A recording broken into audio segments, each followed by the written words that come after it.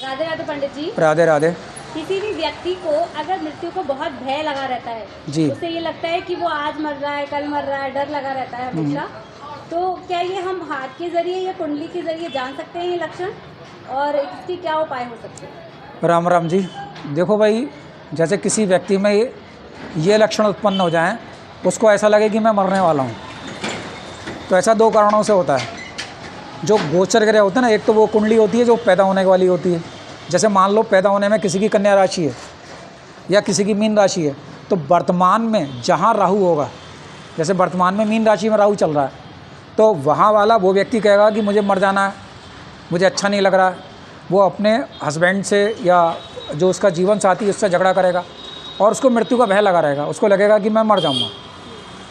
जिसकी मृत्यु की महादशा चल रही है, जैसे किसी का मृत्यु वाले भाव का स्वामी चंद्रमा है, तो वो कहेगा कि मैं मर जाऊँगा।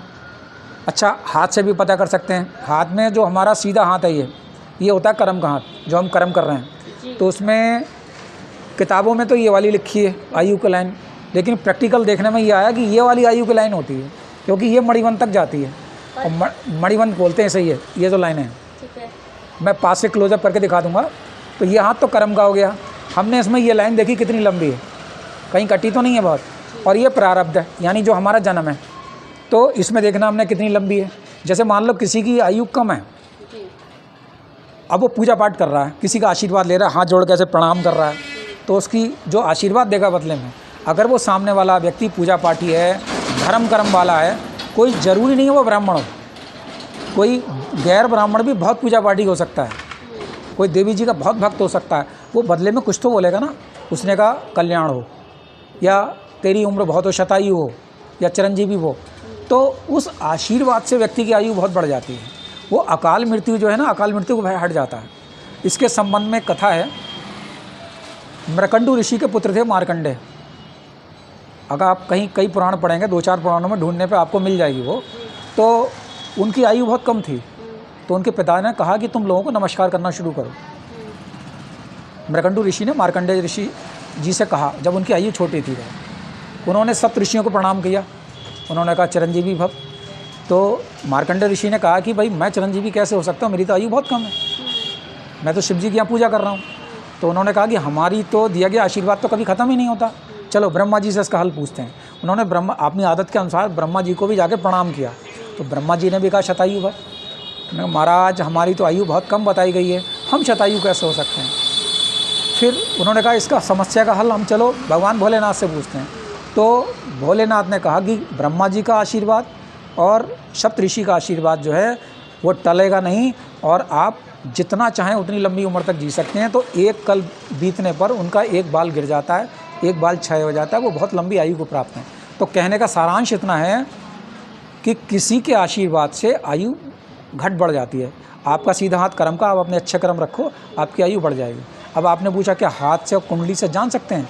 हाँ भाई, 90% तक जान सकते हैं, 10% जो है वो ठीक नहीं जाना जा सकता। ऐसा श्राप है पार्वती जी का, किंवदंती है, मतलब सुना हुआ है, कहीं लिखा हुआ तो ऐसा नहीं पाया है हमने, कि एक बार नारद ऋषि आए और शिव जी से उन्होंने पूछा भाई तुम तो बहुत बड़े ज्योतिषी हो, ये बताओ हमारी पत्नी क्या कर रही हैं पार्वती जी। उन्होंने कहा नहा रही हैं और बिना वस्त्र के नहा रही हैं। जब पार्वती जी से पूछा कहो भाई बताओ ये सत्य बता रहे थे, तो उन्होंने कहा हाँ भाई सत्य तो बता रहे थे, लेकिन आज से हम ये कहते हैं कि कोई भी ब्राह्मण, कोई भी ज्योतिषी ये तो देख सकता है कि कोई स्त्री नहा रही है, लेकिन वो वस्त्रहीन नहा रही है ये नहीं देख पाएगा।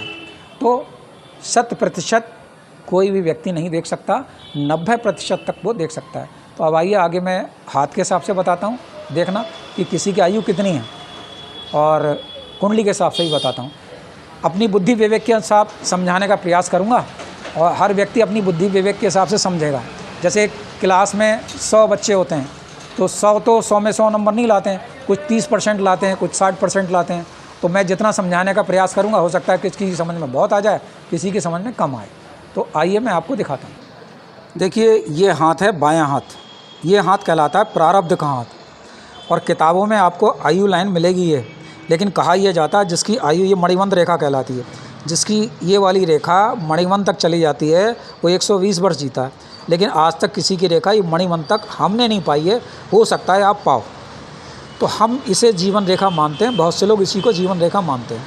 तो ये अब कितनी लंबी हो, जौ जो है ना, एक जौटा, वो उसको आप 9 वर्ष मान सकते हैं। तो एक जौटा अंदाज से मान लो, जैसे ये दोनों पॉइंट मिले हैं, तो यहाँ से हमने ये पॉइंट माना, ये हो गया 9, ये हो गया 18, ये 9 3 27, 9 4 36, 9 5 45, 9 6 54। अब ये 54 पे इस लाइन से मिली और एक लाइन ये काट रही है, इसको देखो ये काट रही है, ये काट रही है। तो यहाँ पर 54 पे स्वास्थ्य खराब होगा। अब मान लो किसी का आशीर्वाद इन्हें मिल जाता तो ये लाइन और बढ़ जाएगी, ये लाइन यहाँ तक आ जाएगी, 9 6 54, 9 7 63, 9 8 72, 70 पे देखो ये फिर लाइन काट रही है, ठीक है। तो यहाँ पर फिर आयु खराब होगी। ये हो गई अल्प बोलते हैं इन्हें, कि अगर इसको पार कर जाओगे तो आगे जियोगे।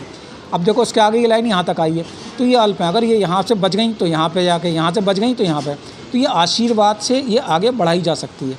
अब ये तो हो गया प्रारब्ध, तो हम इससे आयु के बारे में जान सकते हैं। अब ये हाथ कर्म का हुआ, तो हमें कर्म वाले में भी देखना है कि ये कितनी लंबी आयु है।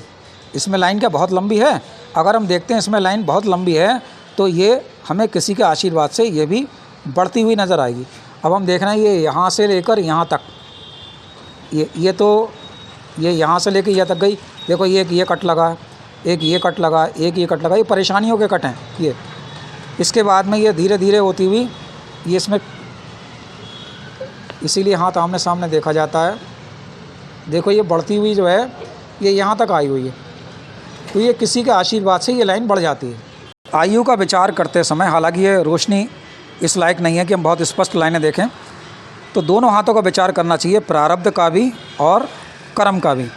आशीर्वाद से ये चीज़ें बदल जाती हैं।